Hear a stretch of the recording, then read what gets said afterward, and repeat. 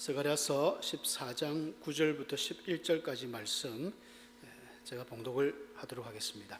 여호와께서 천하의 왕이 되시리니 그 날에는 여호와께서 홀로 한 분이실 것이요 그의 이름이 홀로 하나이실 것이라.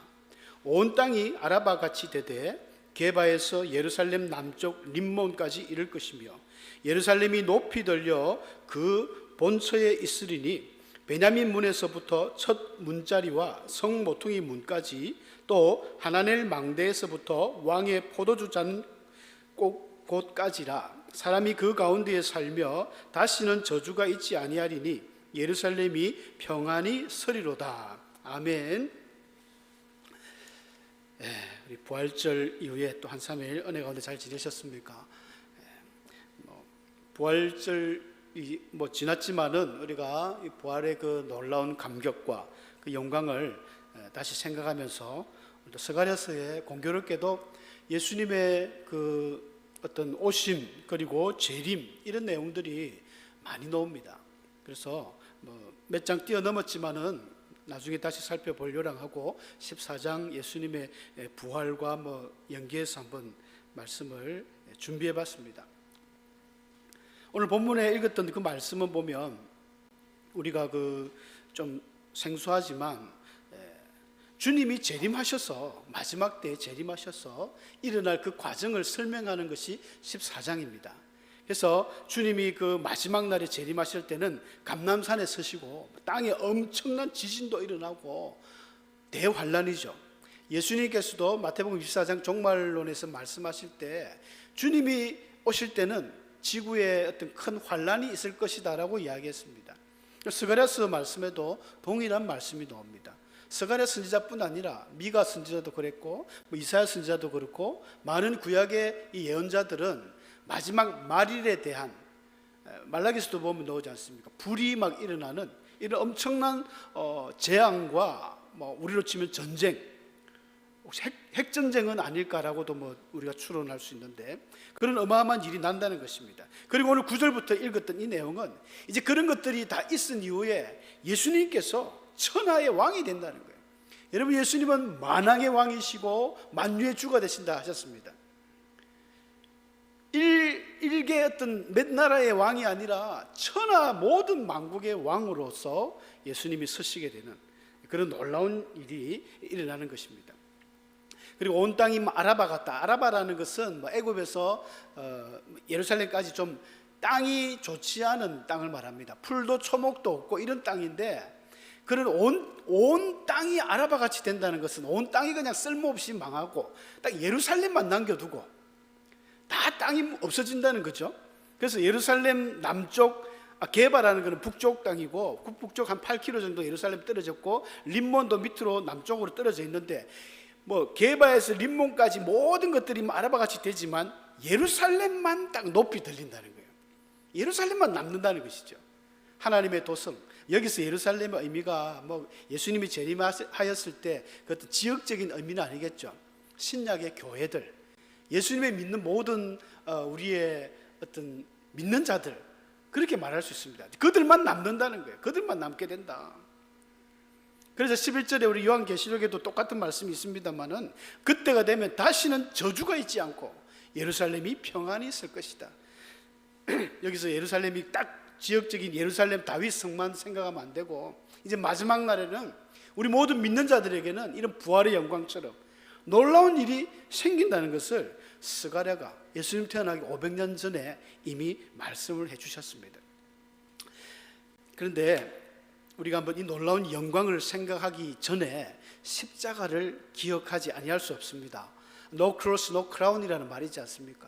고난이 없는 영광은 없다.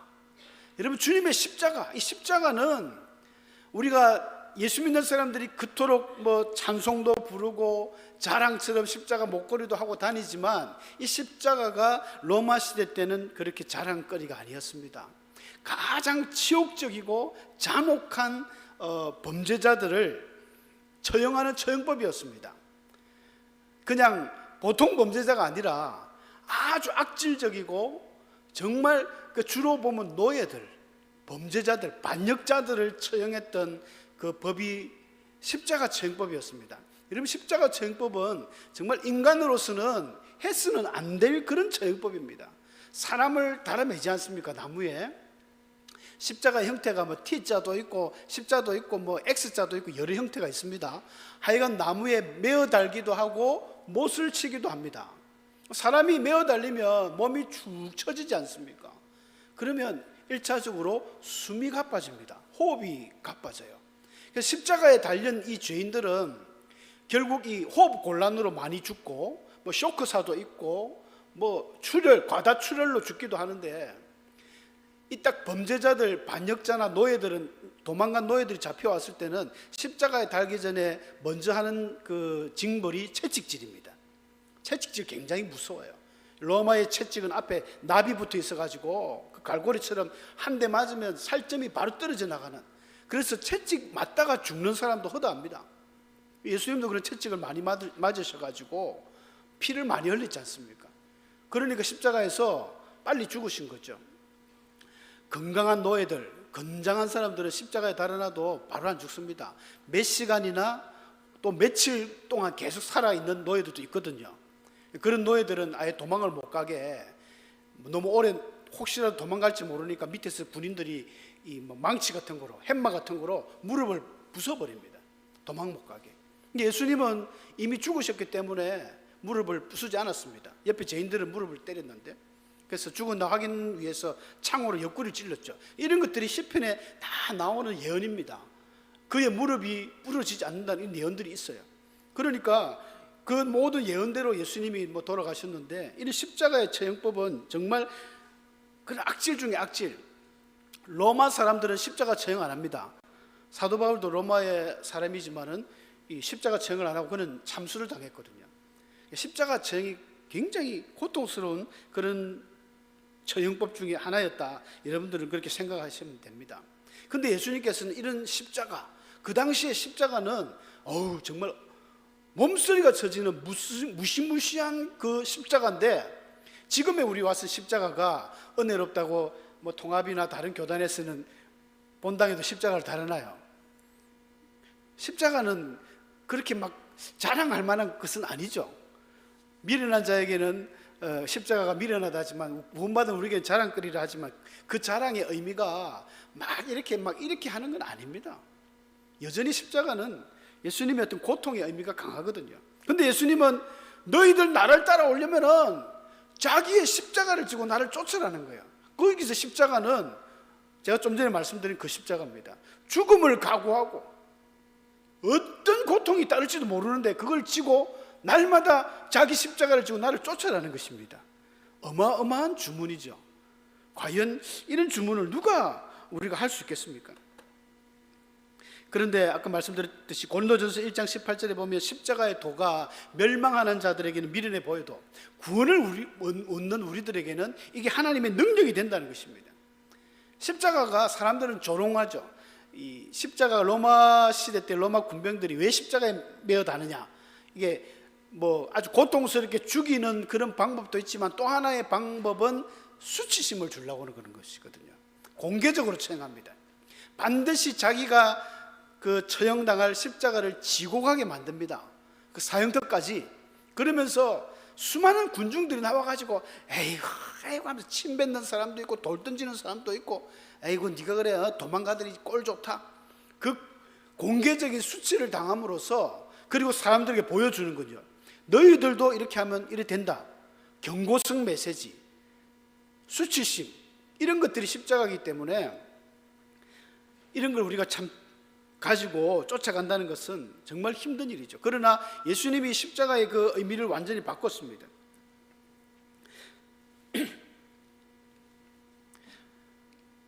십자가가 예수 그리스도의 은혜고 능력인데 십자가에 무슨 능력이 있을까?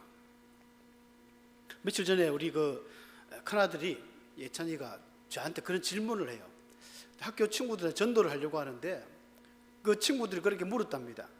십자가에서 예수님이 죽었는데 그 한 사람이 죽은 그게 뭐 대단하다고 모든 사람이 죄가 없어지느냐.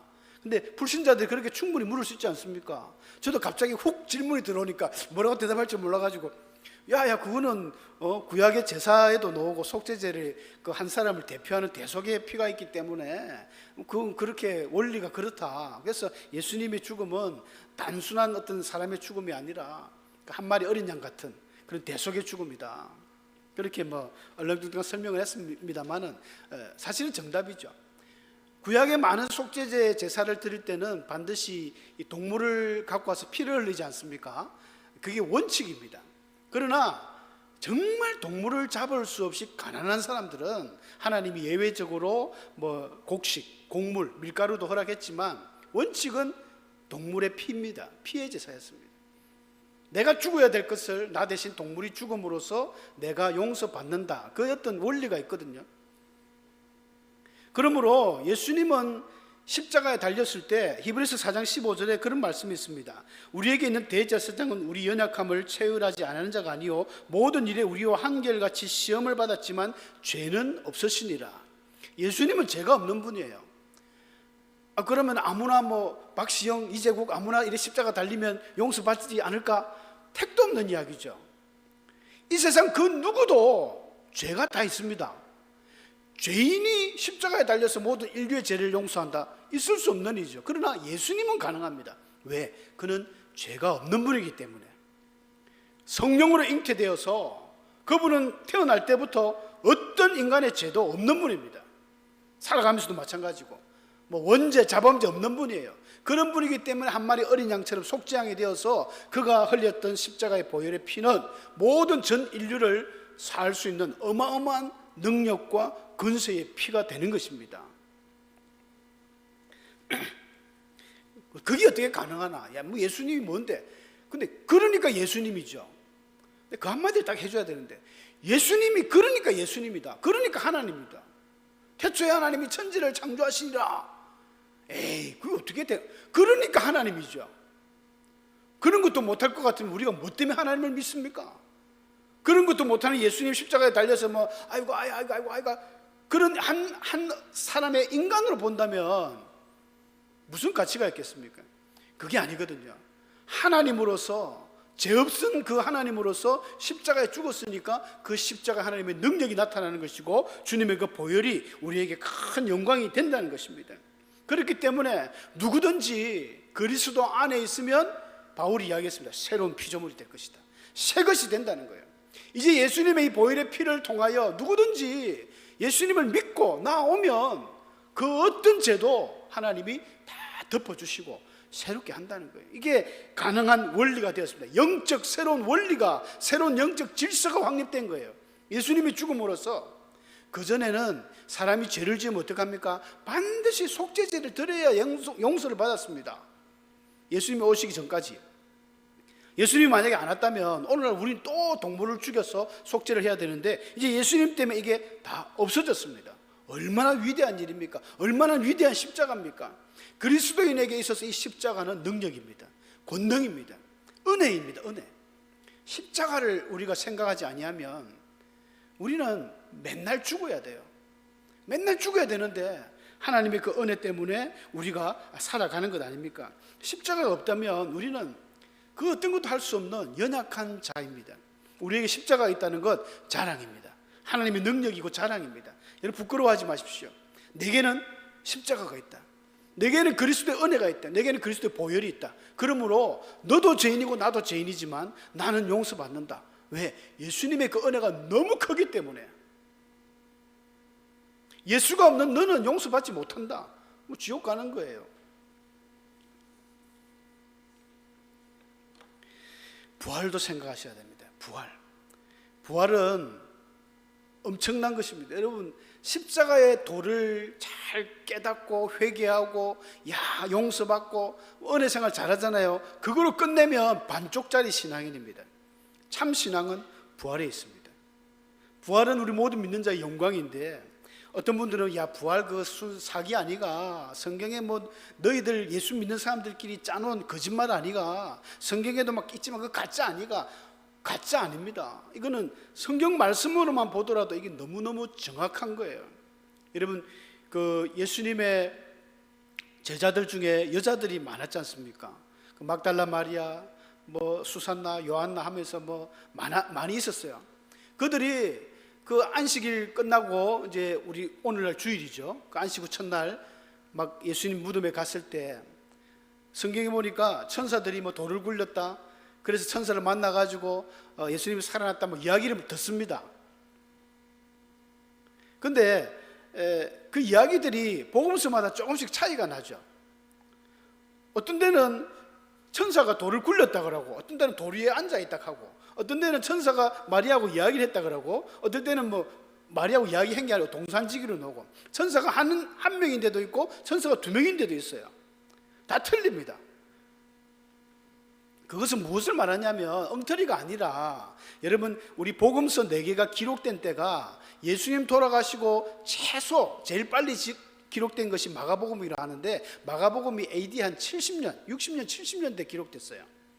예수님 죽고 나서 돌아가시고 나서 한 40년, 50년 뒤에 기록을 했어요. 요한복음 같은 경우는 요한이 그 100세에 뭐 이제 아주 자연사를 하는데 요한복음이 제일 늦게 기록됐거든요. 그 100년째 기록했으니까 더 깁니다. 여러분이 1년 일도 까마득하고 10년 일도 까마득한데 3, 40년 지났는데 그 일이 다 들어서 적잖아요. 벌써 마리아는 다 돌아가셨고 그 제자들에 의해서 기록되는데, 그 들은 그걸 가지고 뭐 그래 천사가 1명인지 2명인지 헷갈릴 수 있죠. 그러나 팩트는 무덤이 비어 있었다는 거예요. 예수님이 살아났다는 거예요. 정확합니다. 이 사실이 여인들에게만 있었던 것이 아니라 그 당시 수많은 사람들이 봤다는 거예요. 고린도전서 보면 바울이 게바, 이 베드로죠, 게바에게 예수님이 오시고 12제자에게 보이시고 또 일시에 500여 형제들에게 보였다는 거예요. 그리고 야고보, 이 야고보는 예수님의 그 제자 아니고 예수님의 동생, 우리 낙타무르빅이라고 하는 야고보서 저자죠. 그 야고보도 친동생 야고보에게 예수님이 나타났다는 거예요. 야 임마 너 내 그렇게 안 믿었지? 이제 내가 부활했어요. 근데 똑바로 믿어. 그러니까 친동생 야고보는 원래 살아있을 때는 예수님을 주로 인정 안 했잖아요. 예수님이 부활하고 나서 예수님을 인정하고 얼마나 죽도록 기도했는지 별명이 낙타 무릎이 되었습니다. 대단한 분이죠. 그래서 사도행전 15장에 보면 초대 회장으로 등장하는 분이 예수님의 동생 야고보예요. 그 다음에 만삭되지 못해서 난 자기 바울에게도 보였다. 그러니까 일단 예수님의 부활을 목격한 사람만 해도 어마어마합니다. 이게 어떻게 가짜가 될 수 있습니까? 아무리 이것을 덮으려고 해도 이 예수님의 부활의 소문은 끝없이 퍼져나가서 오늘날 우리에게까지 증거되어진 것입니다. 사실입니다. 만약에 부활이 없다면 여러분 세상에 우리 그리스도인들이 가장 불행한 사람이 될 것입니다. 부활이 없다. 바울은 부활이 없으면 우리 믿음이 참 헛것이다 이런 표현을 했는데, 예수님께서 바울이 사도가 그런 말을 했습니다. 고린도서 15장 20절에 보면 그리스도께서 죽은 자 가운데서 다시 살아나사 잠자는 자들의 첫 열매가 되었다. 여러분 열매가 뭐 처음 열리면은 그거 열리고 끝입니까? 아니지 않습니까? 우리 딸기 농사, 우리 감 농사 많이 하시지 않습니까? 첫 열매가 열리면 그때부터 신호거든요. 그 다음부터 수많은 열매들이 열립니다. 예수님은 죽은 자 가운데서 다시 살아난 첫 열매, 그러니까 앞으로 그리스도 안에서 죽은 수많은 사람들은 예수님처럼 다 부활하는 거예요. 저도 부활합니다. 여러분들도 부활합니다. 우리가 어떻게 죽든지, 그래 가끔 고민이 되지 않습니까? 우리가 돌아간 그 시신을 매장을 해야 되느냐, 화장을 해야 되느냐. 요즘에는 문화가 이제 화장을 하는 문화입니다. 땅도 없고 매장지도 없어요. 그래서 화장을 하면 이렇게 조그만 묘를 조그맣게 해서 그 분묘를 안장하면 자료도 넓고, 아이고 천국 갈 때 아이고 이제 뼈를 다 갈았는데 어떻게 해요? 그 굉장히 우리 인간적인 생각이죠. 부활할 때는 이 몸 그대로 가지 않습니다. 여러분 부활할 때는 완전히 우리 몸의 형태가 바뀝니다. 예수님이 보여주셨잖아요. 부활해서 그 막달라 마리아가 그렇게 예수님 늘 함께 했는데 못 알아봤습니다. 엠마로 가는 두 제자가 예수님을 못 알아봤습니다. 당연하죠. 바뀌었으니까. 여러분 얼굴이 남들에 비해서 조금 못생겼다고 너무 슬퍼하지 마십시오. 부활할 때는 완전히 바뀝니다. 키가 작다고 너무 자책하지 마세요. 나는 왜 이렇게 키가 작을까? 나는 왜 이렇게 못생겼을까? 나는 왜 이렇게 뚱뚱할까? 나는 왜 이렇게 홀쭉할까? 부활할 때는 다 바뀝니다. 예수님이 첫 열매가 되셨듯이 우리도 다 바뀝니다. 하나님께서 천국으로 이렇게 불러 올리시는데 옆모양 옆꼴로 이렇게, 그럼 우리 장애인들은 어떡할까요? 팔 하나가 없고 다리가 하나 없고 그런 모습으로 천국 간다? 있을 수 없는 일입니다. 하나님이 다 바꾸어 버립니다. 새롭게. 그게 부활입니다. 불교에서 이야기하는 무슨 환생이 아니에요. 다시 태어나는 게 아닙니다. 그냥 우리는 완전히 새롭게, 전혀 새로운 몸으로 바뀌는 게 부활입니다. 그 부활이 예수님이 보여주셨고 우리에게도 반드시 부활이 있다는 것입니다. 그러니까 기대하셔야죠. 삶이 힘들고 고달플 때마다 그리스도인들은 내가 부활할 것이다. 이 부활 신앙이 없으면 그리스도인은 실패합니다. 십자가로만 가지고는 살 수 없어요. 아무리 내가 은혜 받고 용서받고 그게 끝이다, 그러면 우리에게 다가오는 수많은 환난, 이 세상이 만만치 않지 않습니까? 힘듭니다. 믿음의 사람이 의를 지키며 예수님 위해서 살려고 애를 쓰는 건요, 너무 힘듭니다.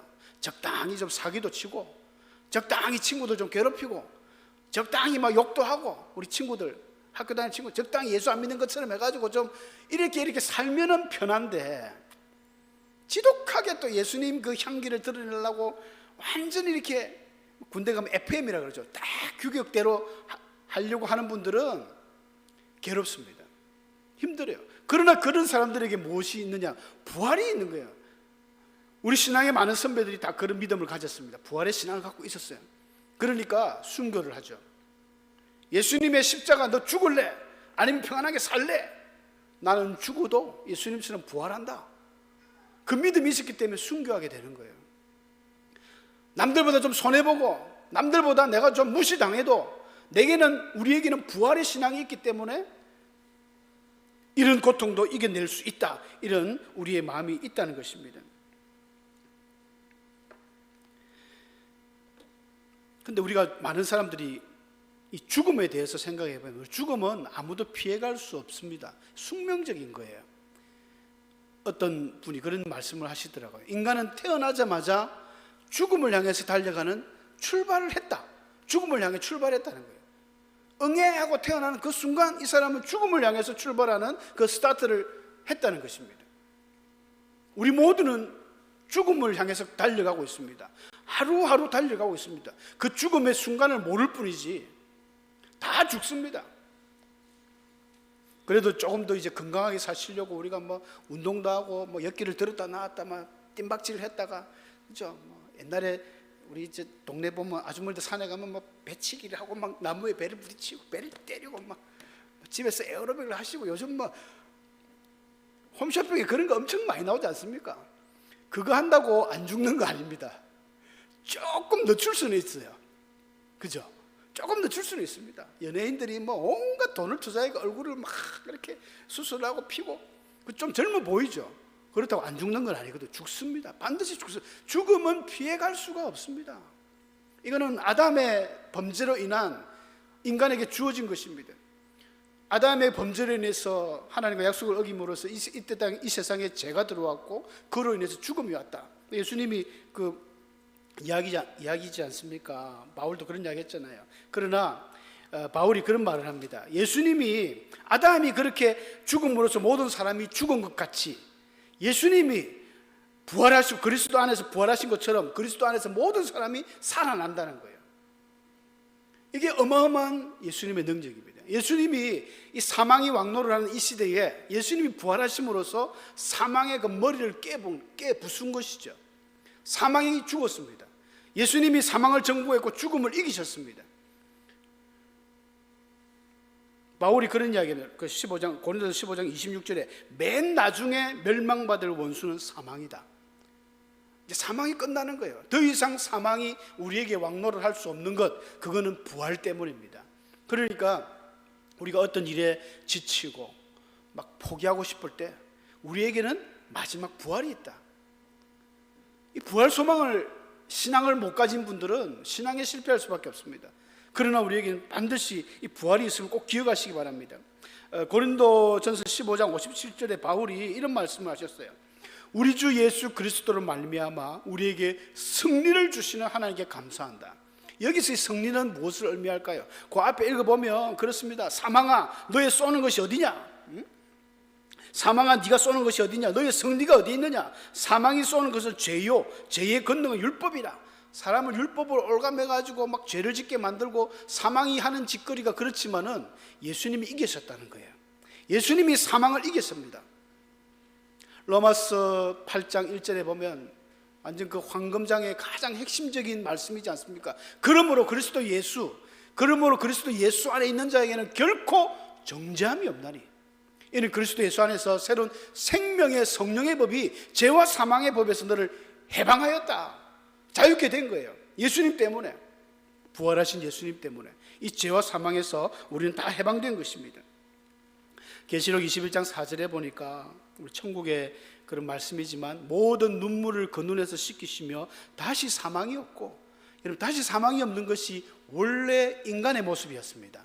하나님이 세상에 사람을 창조하실 때는 영원히 살아갈 수 있는 영생불사의 사람을 만드셨어요. 근데 아담이 하나님 앞에 죄를 지음으로 인하여 이 땅에 죽음이 왔을 뿐이지, 근데 예수님께서 부활하심으로 다시 원래대로 돌려놓는 것입니다. 이제는 사망이 없습니다. 사망이 없고 애통하는 것이나 곡하는 것이나 다시 있지 않다는 것, 처음 것들이 다 지나갔기 때문에 새로운 세상이 온다는 것입니다. 오늘 스가랴서의 말씀처럼 마지막 그날이 되면 우리는 다 하늘나라에서 그리스도 안에서 죽은 모든 사람들은 이런 믿음의 놀라운 감격을 맛보게 될 것입니다. 중요한 것은 십자가만 생각하면 안 됩니다. 십자가만 생각하고 맨날 눈물 흘리고 우리 죄 애통하고 항상 거룩한 건 좋지만 부활이 없으면 안 돼요. 우리가 무엇을 믿느냐면 두 개 다 믿어야 되는데 부활의 신앙을 가져야 됩니다. 부활이 없으면 우리의 신앙이 힘이 없어집니다. 때로는 쓰러지고 싶고 넘어지고 싶고 자빠질 때도 있어요. 포기하고 싶을 때도 있지만 부활이 있다. 주님이 말씀하신 부활이 있다. 이걸 가지고 위로받아야 되는 거예요. 지금 내 모습이 이렇게 초라할지라도 내가 이 모양으로 하나님 앞에 가지는 않는다. 그런 위로받으시기 바랍니다. 이런 부활신앙을 소유하시고 우리가 여러분 모든 삶 가운데에 참 지치고 넘어질 때마다 이런 부활의 신앙을 가지고 소망을 가지고 이겨내시는 우리 성도님들 복된 성도님 되시기를 축원합니다.